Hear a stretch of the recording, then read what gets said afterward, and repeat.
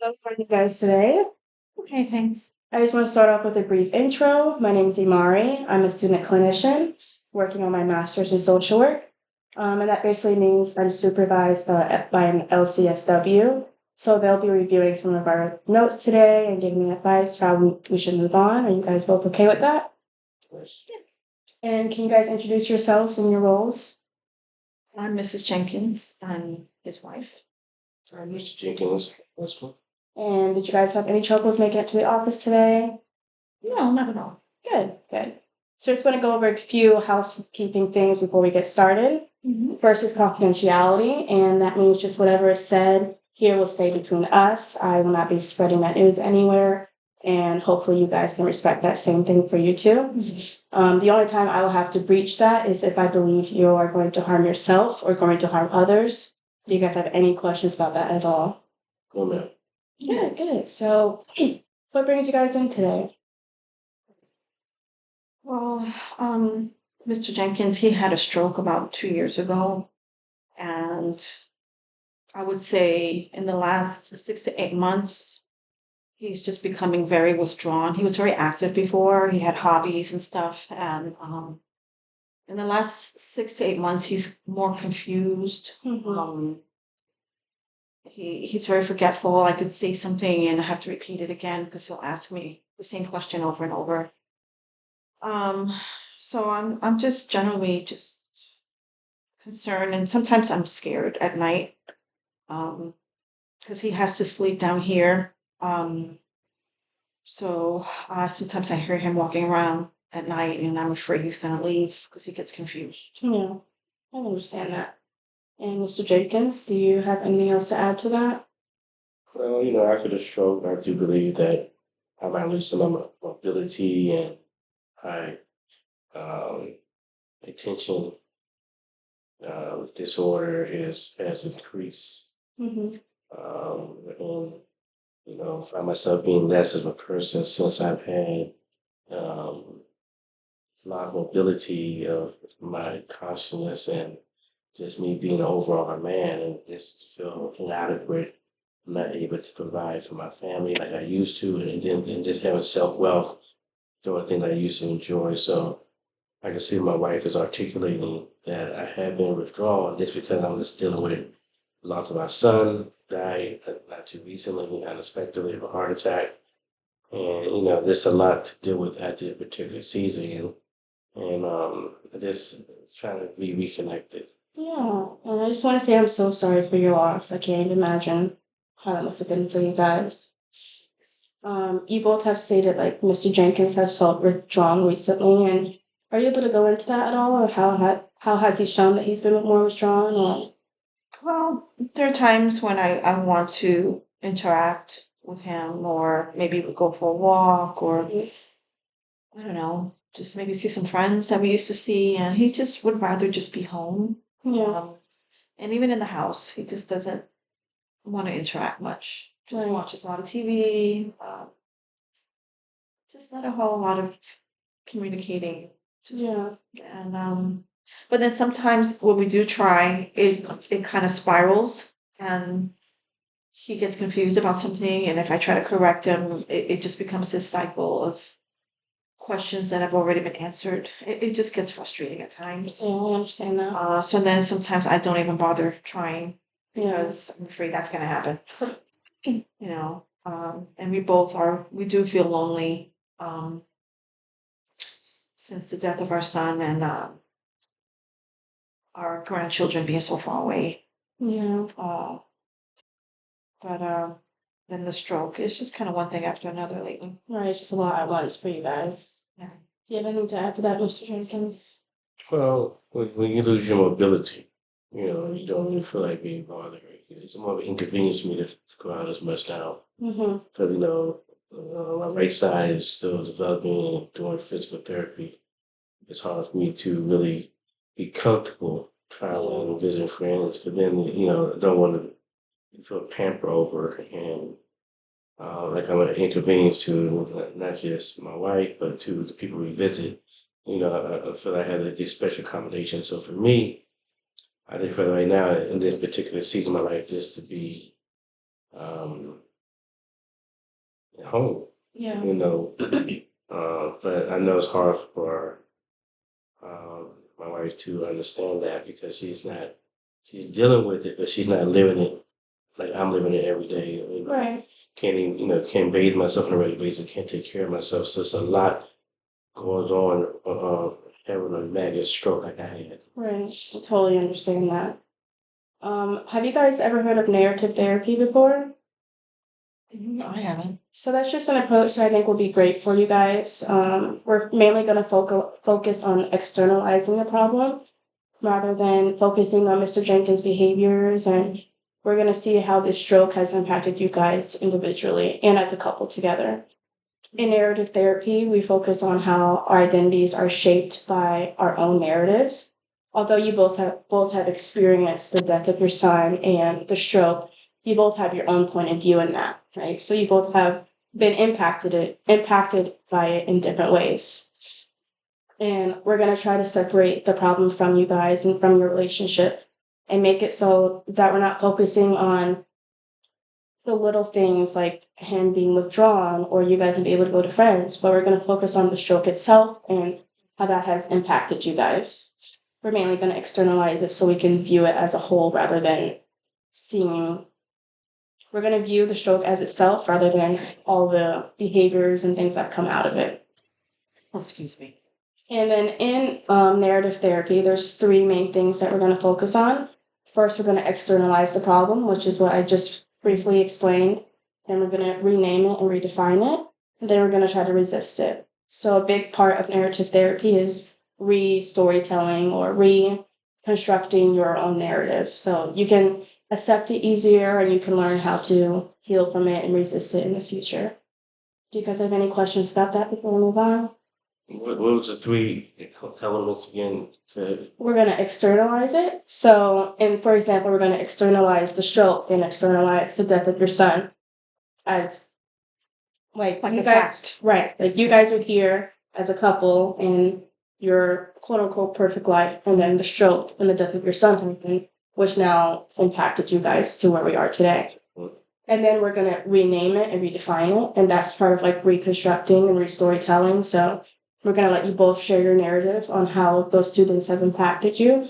And then we're going to try to go back and like retell the story, but separate from the problem. Like we're going to, instead of saying the stroke happened and all this, or instead of saying Mr. Jenkins is withdrawn and he's by himself, doesn't want to go out, we're going to say the stroke caused him to do that, so we're going to reframe it in that way. And then lastly, we're going to try to resist it. So we're going to put in different techniques, whether it's a support system, whether it's a group you guys can attend, and stuff like that to help resist it in the future. Do we have to do all that, what you said here in the house? No. Today we're just going to focus on the first part. I think it's in the future, it'll be mindful just to keep that in your head throughout your everyday life. It doesn't have to be only in your home you're doing these things. This could be when you're visiting your grandkids, when you're trying to work out with friends, or it doesn't have to be just inside your home. But like when you're asking us questions in the future about this, are you going to be doing it in our home or we're going to go to your office? Yeah, we can do both. Right now, you guys agreed to a home visit. Oh, okay. So in the future, we can do another home visit, or we can do it in my office. Oh. Yeah, whatever you guys feel safe with.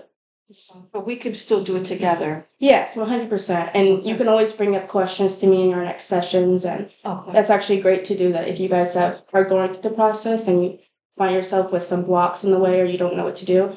You can just jot them down, and in our next session, we can address those too. Okay. Are we ever separated for the questions or we're always doing it together? Right now, we are doing them together. We are doing a couples therapy together, but in the future, if you guys would like to meet individually, we can work that out too. Okay. Thank you. Do you have any questions, Mr. Jenkins? No, there we go. Okay. So first, we're going to focus on how long ago was the death of your son and how long ago was your stroke, if you don't mind me asking. I kind of forget something about my stroke, but it happened not too long ago. Mm-hmm. And the death of my son happened unexpectedly. Was that before your stroke? Yes. Yes. Yes. So The stroke happened about 2 years ago. Okay. Okay. So first we're gonna talk about how, since the death did happen first, we can talk about how the death impacted you guys. He died 3 years ago, our son. Okay. 3 years. We could talk about how the death impacted you both, and then we could talk about after that how the stroke has impacted you both. So, Ms. Jenkins, how's the death of your son impacted you? Um, it was very shocking.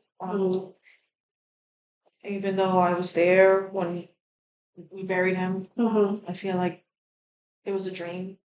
It didn't really happen. Yeah. Um, and so because we're in another state, he's buried in another state near his family, it becomes even more unreal because in a way, because we can't even see him often if we wanted to in the Yeah. cemetery, at this point. And it's hard I feel like I don't like talking about, although I like talking about our son, I think it makes people uncomfortable Yeah. and they avoid it. And people don't understand that sometimes it's okay to talk about our son Yeah. because we have really good memories. Right. Um, and then I think we don't even talk about it that much together as a couple. Um, and that can be difficult at times and lonely. For sure. For sure. I think you're completely validated in all those feelings that it's hard to feel like you're fully accepted and people understand when they haven't been through the same circumstances that you have. Yeah. We could even look at different groups that you guys can attend of other parents around your age that's lost a child, and even dealing with working through your relationship with your grandkids and your daughter-in-law as well. Yeah. Mr. Jenkins, would you like to share how the death has impacted you? Well, I didn't think he had cheated out of life. Mm-hmm. So I even struggled with my relationship with God that you took our son away from us so early. Yeah. And leaving two kids without their father, and just how to accept that in my mind, knowing the loss of opportunity of life Yeah. that was taken from the kids, and no parent should bury their child first. And the fact that we can't really see our grandkids because they are in North Carolina, we're here, it makes it difficult. But then when I do see them, I just feel so, especially since I had my stroke, um, I don't look for, I wouldn't use resentful, but God took it from me, but also helpless Yeah. because we're not able to give them the same opportunity that we gave our son when he was younger. Missing a father at young age kids is it's devastating. And then to die like that, you know, as a young man is hard to accept at times. For sure, for sure. And that, of course, has impacted both of your lives tremendously. And I'm sure your extended family's lives as well. Yeah, for sure. And that's what we really want to focus on is not how your life, what has happened to you to make you have this narrative, which is the death of your son, why you don't feel as accepted in your friend groups and you feel distant from your extended family is because unfortunately this event happened to you. I do want to touch a little bit on the stroke itself because I believe that is the main present issue that you guys, not issue, a problem that you guys are facing right now, and the impact of the stroke that on top of the death of your son, now this has happened, so it's just a lot at once. So would you guys like to share how the stroke has impacted you, Ms. Jenkins? Uh, it's like fear on top of fear on top of fear. It's like it happened 2 years ago, and just when we think maybe things are improving a little bit, it's 10 steps backwards Yeah. and another new issue. It's like it's a slow, what I'm seeing is a slow deterioration of my husband. the fear mounting in me of so many things. Yeah. Uh, and it's like I want to protect him in some ways.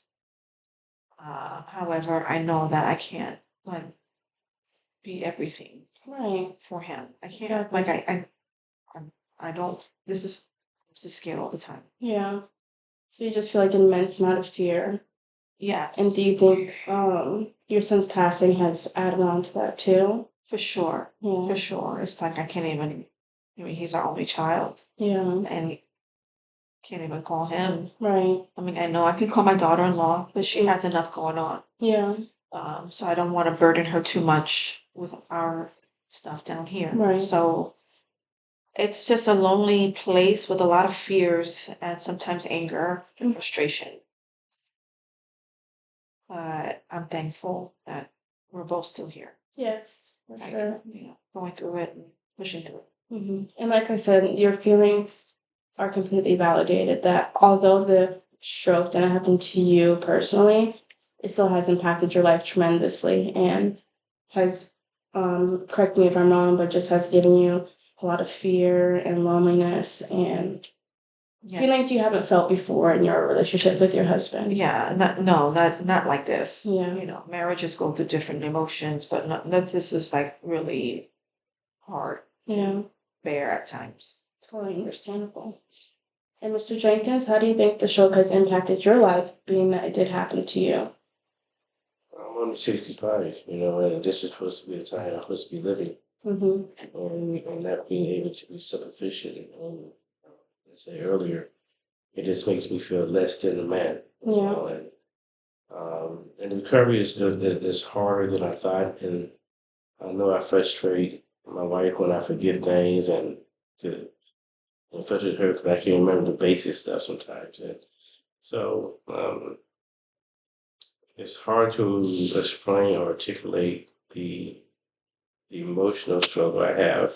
Where it's easily just to say, hey, rather sit here and watch TV or Netflix all day long instead of trying to be proactive Yeah. because recovery's hard. So, I thought if now I have more mobility, and I think because I'm not really active, my mind is kind of getting dormant, or forgetful, or Right.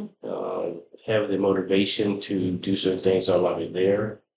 Um, I did, if I was healthier, maybe moving to North Carolina would be probably, our lives a bit different, even after the death of our son, because we have our grandkids around with not having that, kids bring life into your house, right? Definitely. Yes, we are blessed with letters and, video calls and stuff like that, but it's not like the same thing of a touch of a young one. Right.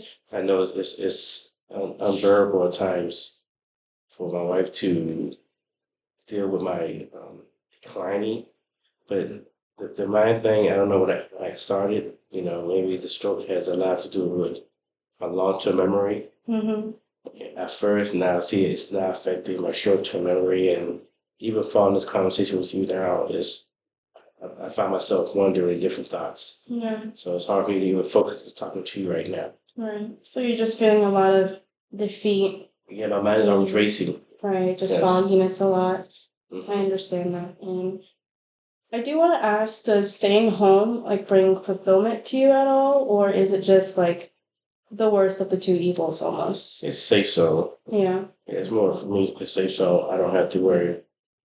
My house is, has always been a safe zone. So Yeah. I just think, somebody staring at me, because I'm not to say, I have a cane now, walk with a cane, I need assistance. Yeah. We had to redesign the house for me to have a room downstairs, not upstairs. It's a sense of like embarrassment. Yes. Yeah, I fully understand that. Well, I definitely believe that we should put into place some support systems for you guys. And I believe whether it's family, close family, or friends that you trust and you feel safe with, maybe inviting them over to the house so you don't have to leave and inviting them into your space to make Mr. Jenkins more comfortable and you used to be able to get that fulfillment of being around friends and family like in that way. Right. So I do want to, in the future sessions, we can focus more on your different support systems that are in place and really focus on reconstructing your story. Because I can tell you both do want a better life for yourselves and you don't want this to defeat yourselves because although the things you've gone through, you have such a beautiful life ahead of you, you know? And that doesn't, I don't say that lightly. I know it takes hard work. And the first step, you're doing great by even coming and meeting with me. So I do want to congratulate you on that, at least that this is more than what a lot of people do. And I know it's hard and it's not fun to face these things. And it's hard to even look on your life, externalizing your problems from what's actually happened. And you are who you are because of the things that have been done to you, rather than you are those things. Before I close, are there any questions you guys have for me at all for this session? Just when will we meet again? We can meet the same time next week if that works for you guys. That's right. And our main goal is just together we can just form a new story for you both. So we can look at it from a different point of view and attack the problem itself together rather than you guys clash against each other. Okay, well, sounds good. Yes. Yeah, so I look forward to meeting you guys next week. And like I said before, if you have any questions, be sure to jot them down and I'll be sure to address them. Okay, thank you, Maureen. Yes, no problem.